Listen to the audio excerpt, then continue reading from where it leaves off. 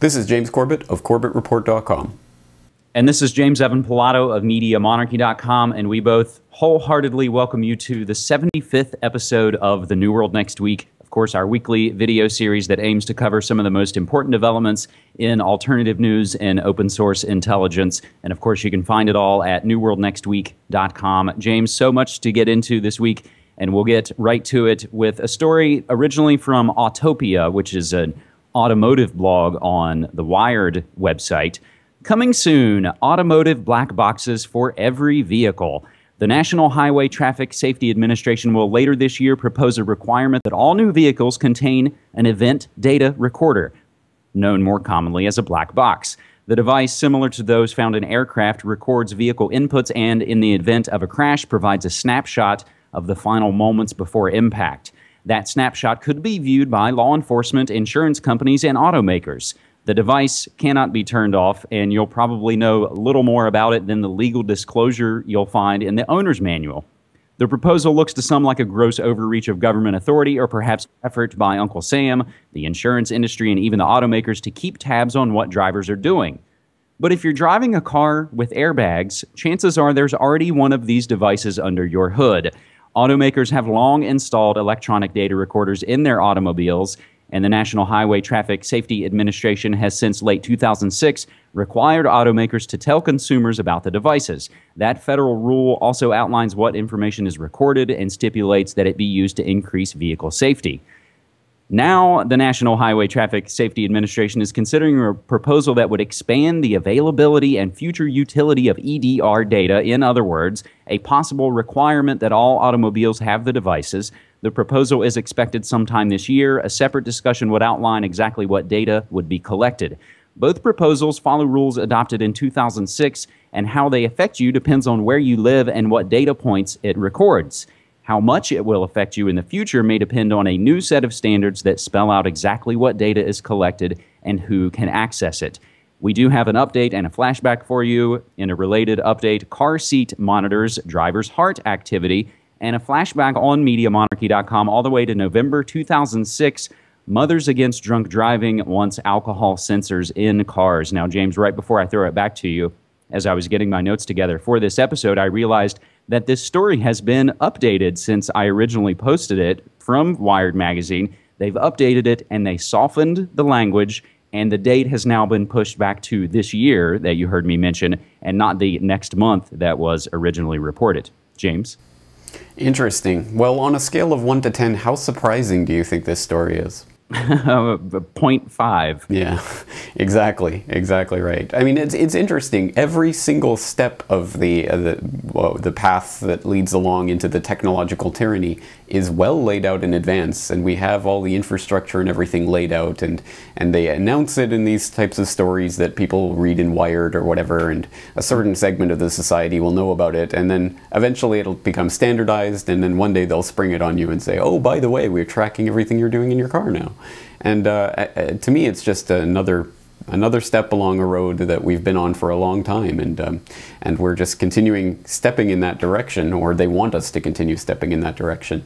And unfortunately, it's the totalitarian tiptoe. It's the incremental putting in of each new layer of the technological control grid. So again, when we are aware of what's happening and we understand it and we still go along with it, that must say something about us rather than something about them, I guess. It does, unfortunately. And they always use this sort of human interest angle of, well, you would want to know more information if you were in a car wreck, or selling, microchipping or RFID for you would want your Alzheimer's grandmother to, not to get lost. It's sold and couched in these terms of, well, how could you disagree with that? But of course, you're not for lost Alzheimer's grandmothers, are you? Exactly. And so then that is the open door for then everything else. So connected right along with this, James, we'll move to our second story that I have posted to cyberspacewar.com.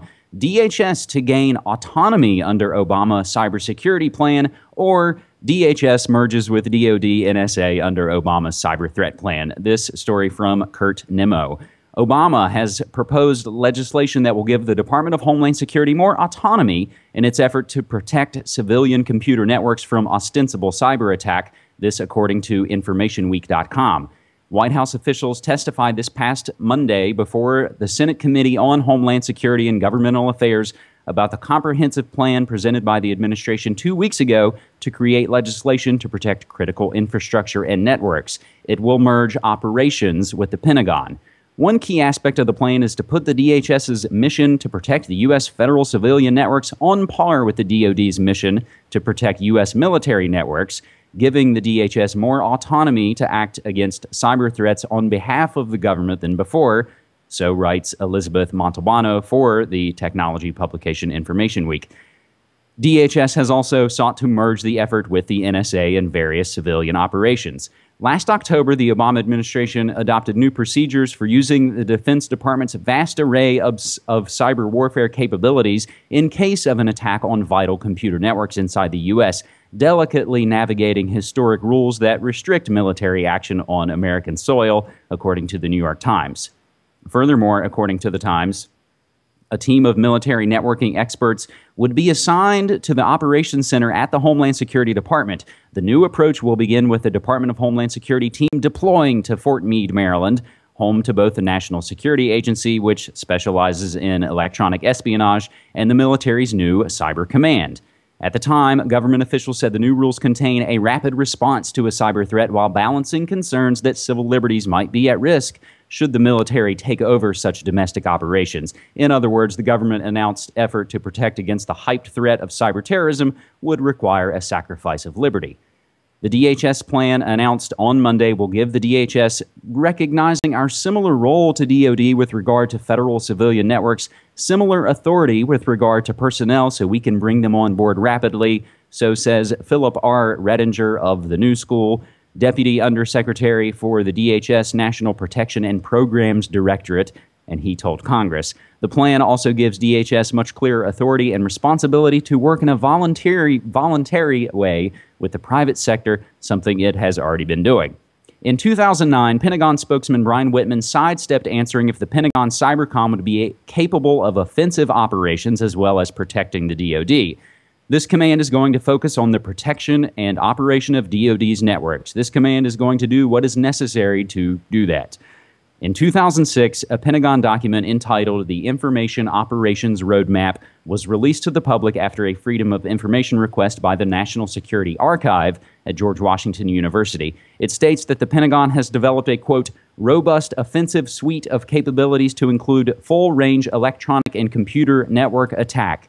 We must fight the net, end quote. James, two related updates. NSA collects as much data as is stored in the entire Library of Congress every 6 hours. And the NSA whistleblower Thomas Drake, who is on trial, talked to 60 Minutes the other night about the Espionage Act, 9/11, and very much more. James. Interesting. So we've got the Pentagon is going to fight the net as if it's an enemy weapon system. We've got Cybercom. We have the NSA. We now have DHS becoming more autonomous in its fight against the evil internet. And the whole thing was created by DARPA. So I'm wondering if there's some sort of military, federal, overarching control over internet. I'm beginning to think there is. What do you think? I wonder. And we note on so many levels that so many innovations come from or were made for the military, and they're slowly doled out to the public over years and decades and generations. But essentially, yeah, you could say, well, they gave it to us so they can take it away. And even folks like the questionable Julian Assange says that, you know, the internet is a worldwide wiretap. So does John Young of Cryptome. Exactly right, yeah. And I do suggest people go back and listen to some interviews with John Young, because I think he's right on about this. He says basically anyone who thinks that anything that they do on the internet is in any way anonymous or private is fooling themselves, because there's nothing you can do on the internet that can't be read or can't be searched or somehow seen by governmental agencies. And he's probably right. I mean, there's not much, unless you're an elite level hacker, maybe there's something you can do, but even then it seems less and less likely. And the point of that isn't to scare everyone into submission. The point of that is to say, look, I mean, you got to get out there and just spread the truth. There's nothing wrong with doing that. There's nothing wrong with standing up and saying the truth. So So rather than using this as a point to cower and be scared of the authorities, it's a point to stand up against them. And I'll be the first to admit that the barrage of, cybercom and cybersecurity legislation and proposals, I followed these stories a bit, and I find it difficult to follow fully where these things are going. And I'm sure that's, again, all kind of part of the plan, that it's just this big, foggy, fuzzy thing, and you just kind of go along and accept, oh, okay, well, people smarter than me are in control, and they're going to take care of me, right? Yeah, that's generally the way it goes. And you're right, it is very difficult to keep up to date with all of these different proposals. So, and then that's one of the things they use against us. They throw, 100 pitches at us at one time, and we can't bat all of them. So it's always a question of just trying to stay one step ahead, and it's very difficult to do. And I'll quickly note on a positive note that, yes, this is an information war, and we're going to use these tools to the best of our ability while we can. I should have mentioned that first story about the automotive black boxes came to me from a friend, a personal friend of mine, who has always been one to say, oh, you think, they blew up the World Trade Center, or, you're a crazy conspiracy theorist. But you now have, and I bet a lot of other folks who maybe follow this kind of information in alternative news, find more people who have poo-pooed things in the past coming to you going, oh my God, did you see this story? So, James, let's actually now quickly move to our third story. And I have this posted on foodworldorder.com. Global food inflation hits hemp seed, coconut oil, and other superfoods. This from naturalnews.com. Food inflation is hitting the superfood industry right where it hurts, in the wallet, thanks to several factors you can read more about on naturalnews.com. Prices on hemp seeds, hemp oils, coconut oil, and other superfoods are set to skyrocket beginning in just a few days. One of the largest superfood suppliers in the U.S., Nutiva, has announced an 11% price increase coming May 27th. Then that may just be the beginning of an accelerating trend in steady increases. Impacting hemp seeds and hemp oil, the price of crude oil, up 30% or more over the last few months, adds to the cost of transporting these foods. Remember, thanks to the completely idiotic and utterly anti-American stance of the DEA, Obama, and most of the Congress, it's illegal to grow hemp seeds in America, meaning all hemp seeds sold as nutritional foods in the U.S. must be imported from other countries. This policy is not only destroying opportunities for U.S. farmers, it also results in the wasteful expenditure of fossil fuels to transport hemp products to the USA from other countries.